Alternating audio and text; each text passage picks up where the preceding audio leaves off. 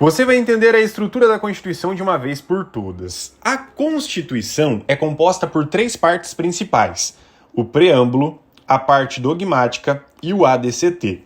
Mas nós também temos os princípios decorrentes da Constituição, os princípios implícitos, e também os tratados internacionais sobre direitos humanos, que são aprovados pelo rito especial do parágrafo 3º do artigo 5º, que vão ter força de emenda constitucional. Então, essas partes principais aqui, os tratados internacionais e os princípios implícitos, formam o que chamamos de bloco de constitucionalidade, ok? Mas voltando para a estrutura principal da nossa Constituição, primeiro nós temos o preâmbulo, que é a parte introdutória.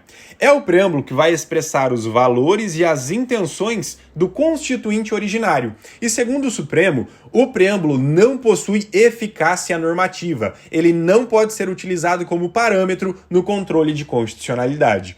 Aí temos a parte dogmática, que vai estabelecer as normas permanentes. Perceba, apesar de ser possível modificar essas normas por meio de emenda à Constituição, elas vão se prolongar no tempo, ou pelo menos deveriam se prolongar no tempo.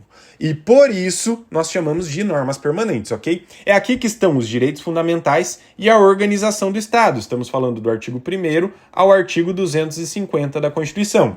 E aí temos o ADCT, que estabelece as normas de transição, que servem para adaptar a passagem da ordem anterior para a nova ordem. Inclusive, quando surgiu a Constituição de 88, o ADCT estabelecia algumas regras de transição entre a ordem constitucional anterior e a atual ordem constitucional da CF 88, ok? E um exemplo prático aqui, ó, de utilização do ADCT, reforma da Previdência. Ela alterou profundamente os critérios de aposentadoria. E para evitar injustiças, a própria Emenda Constitucional 103 de 2019 criou regras de transição, utilizando dispositivos do ADCT para adaptar a passagem entre o regime antigo e o novo regime. Ou seja, o ADCT estabelece normas de transição. Beleza?